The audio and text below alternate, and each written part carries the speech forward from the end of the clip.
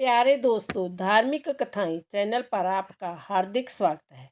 आज मैं अपनी वीडियो में अन्नपूर्णा माता की कथा सुनाने जा रही हूँ, जिसको सुनने से घर परिवार पर माता की कृपा बनी रहती है, अन्न के भंडार भर जाते हैं। कथा सुनने के बाद यदि हमारे चैनल पर नए हैं तो चैनल को सब्सक्राइब जरूर करें, बेल आइकन को दबाना ना भूलें जो आने वाली सभी वीडियोज की जानकारी सबसे पहले प्राप्त हो। वीडियो को लाइक करें और अपने दोस्तों को शेयर जरूर करें। अन्नपूर्ण माता की कथा। एक समय की बात है कि कांसी निवासी धनंजय की पत्नी का नाम सुलक्षणा था। उसे अन्य सब सुख प्राप्त थे, केवल निर्धनता ही उसके दुख का कारण थी। यह दुख उसे हर समय सताता था। एक दिन सुलक्षणा पति से बोली, स्वामी जी, आप कुछ मेहनत करो तो काम चले, इस प्रकार कब तक काम चलेगा। सुलक्षणा की बात धनंजय के मन में बैठ गई और वह उसी दिन विश्वनाथ शंकर जी को प्रसन्न करने के लिए बैठ गया और कहने लगा, हे देवादिदेव, मुझे पूजा पाठ कुछ आता नहीं, केवल तुम्हारे भरोसे बैठा हूँ। इतनी विनती करके वह 2-3 दिन भूखा प्यासा बैठा रहा। जय देखकर भगवान शंकर ने उसके कान में अन्नपूर्णा अन्नपूर्णा अन्नपूर्णा इस प्रकार 3 बार कहा। जय कौन क्या कह रहा है। इसी सोच में धनंजय पड़ गया कि मंदिर से आते ब्राह्मणों को देखकर पूछने लगा, पंडित जी, अन्नपूर्णा कौन है। ब्राह्मणों ने कहा, तू अन्न छोड़ बैठा है, सो तुझे अन्न की ही बात सूझती है। जा घर जाकर अन्न ग्रहण कर। धनंजय घर गया, स्त्री से सारी बात कही। वह बोली, नाथ, चिंता मत करो, स्वयं शंकर जी ने जय मंत्र दिया है, वह स्वयं ही खुलासा करेंगे। आप फिर जाकर उनकी आराधना करो। धनंजय फिर जैसा का तैसा पूजा में बैठ गया। रात्रि में शंकर जी ने आज्ञा दी, कहा, तू पूर्व दिशा में चला जा। वह अन्नपूर्णा का नाम जपता जाता और रास्ते में फल खाता, झरनों का पानी पीता जाता। इस प्रकार कितने ही दिनों तक चलता गया। वहाँ उसे चांदी सी चमकती वन की शोभा देखने में आई। सुंदर सरोवर देखने में जा उसके किनारे कितनी ही अप्सराएं झुंड बनाए बैठी थी। एक कथा कहती थी और सब माँ अन्नपूर्णा इस प्रकार बार बार कहती थी। शुक्रवार के दिन की रात्रि थी और आज से ही व्रत का आरंभ हुआ था। जिस शब्द की खोज करने वह निकला था वह उसे वहाँ सुनने को मिला। धनंजय ने उसके पास जाकर पूछा, हे देवियों, आप जय क्या करती हो। उन सब ने कहा, हम सब माँ अन्नपूर्णा का व्रत करती हैं। इस व्रत करने से क्या होता है। जय किसने किया। जय किसी ने किया भी है।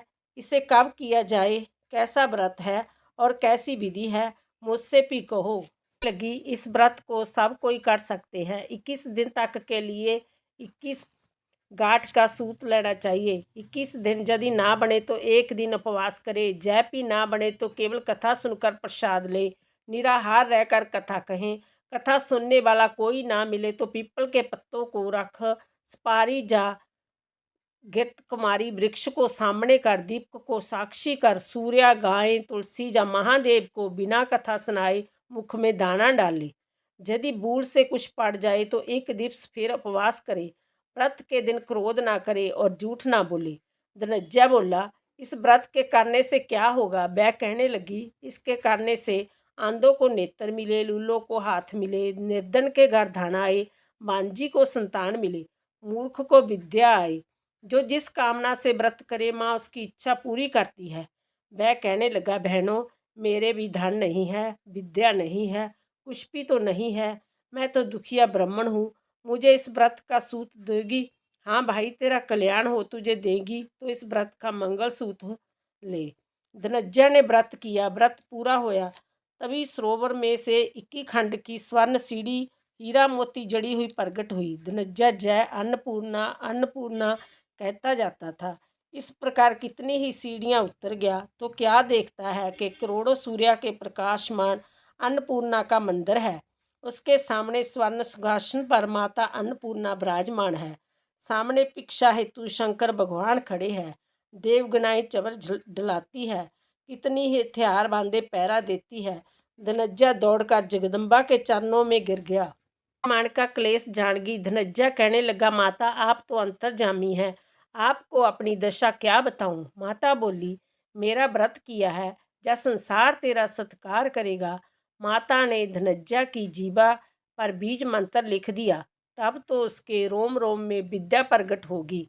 इतने में क्या देखता है, वह काशी विश्वनाथ के मंदिर में खड़ा है। माँ का वरदान ले धनज्जा घर आया। सुलक्षणा से सब बात कही। माता जी की कृपा से उसके घर में संपड़ने लगी। छोटा सा घर बहुत बड़ा गिना जाने लगा।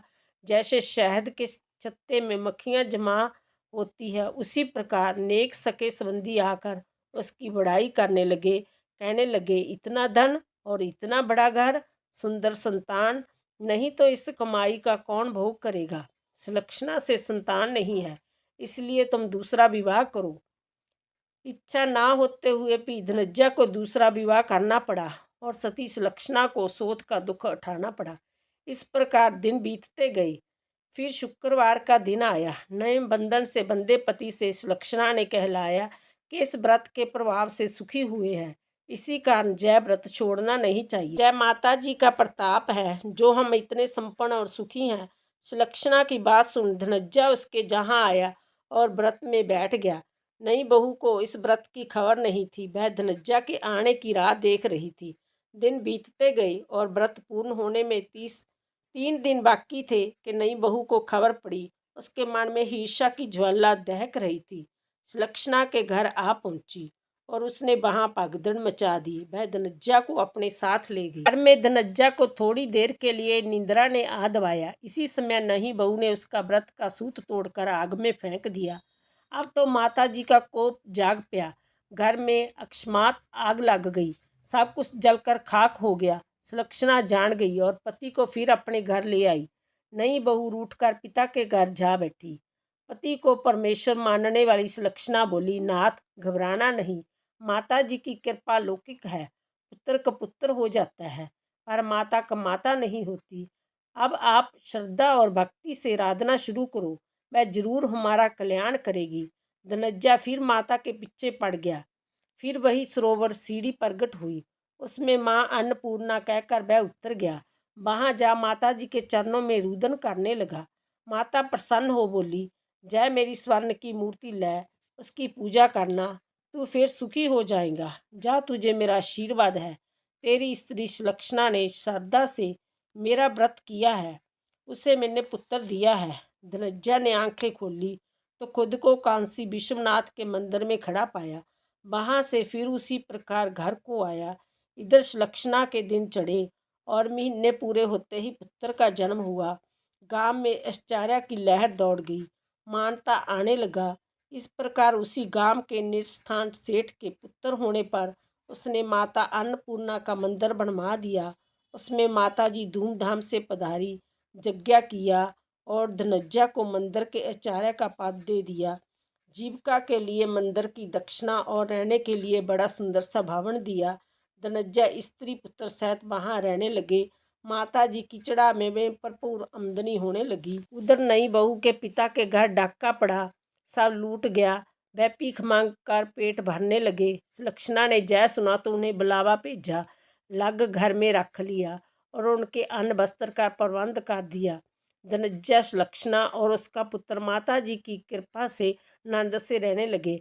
माता जी ने जैसे इनके भंडार भरे वैसे सबके भंडार भरे। बोलो अन्न भंडार भरने वाली अन्नपूर्ण माता की जय।